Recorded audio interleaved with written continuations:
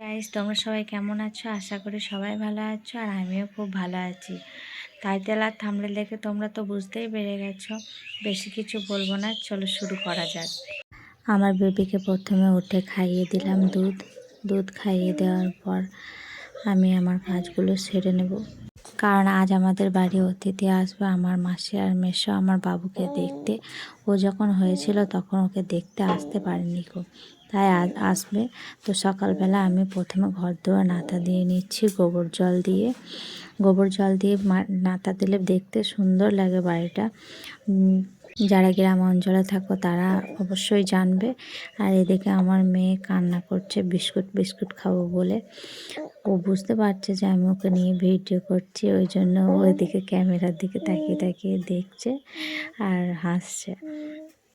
তো বুঝতে পারিনি আমরা আজকে আমাদের সঙ্গে এরকম ঘটনা ঘটবে। একজনের অপেক্ষা করতে করতে আর একজন হাজির হয়ে যাবে। তোমরা নিশ্চয়ই জানোই, বুঝতেই পারছো যে আমি কাদের কথা বলছি। দেখতেই পাবে, ভিডিওটি লাস্ট পর্যন্ত দেখলে কেউ স্কিপ করবে না। আমাদের ছোট্ট একটা বাড়ি, মাটির বাড়ি। আর এটাও বলে রাখি, এটা আমার মায়ের বাড়ি। আমি বাচ্চা হতে এসেছি, যেহেতু এখনও পর্যন্ত যাইনি। নাতা দেওয়া শেষ করার পর আমি আমার মাকে সবজিগুলো সব কেটে দেব। সকাল সকাল না রান্না বান্নাগুলো করে নিলে অসুবিধা হবে। আমি সবজিগুলো কাটা স্টার্ট করে দিয়েছি। রান্নাটা আমার মাই করবে, বেশি কিছু রান্না হবে না। একটু ডাল, মাংস, আলু পোস্ত, টমেটোর চাটনি, এই 4টে জিনিসই হবে। ভিডিওটি বেশি বড় করব না, যেহেতু ফার্স্ট ব্লগ। বেশি কিছু চাইবো না। যদি তোমাদের আমার ভিডিওটি ভালো লাগে, ব্লগটি, তাহলে একটা লাইক, একটা কমেন্ট করে দিও, এতেই আমি খুশি হব। তাহলে কি জানো তো, আমার একটা আগ্রহ বাড়বে ভিডিও করার প্রতি।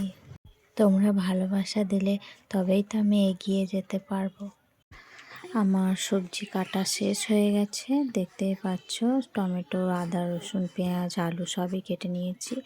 এবার মুড়ি খাওয়ার জন্য আমি দোকান থেকে একটা চপ কিনে নিয়ে আসবো, যেহেতু তরকারি করা হয়নি গো। এই দোকানে যাচ্ছি, আমার মেয়ে আগিয়ে যাচ্ছে, দেখতেই পাচ্ছ। প্রতিদিনই মুড়ি খাবার করা হয়, আজকে করা হয়নি। দোকান থেকে চপটা নিয়ে এসে বাড়িতে ঢুকেছি আর দেখি আমাদের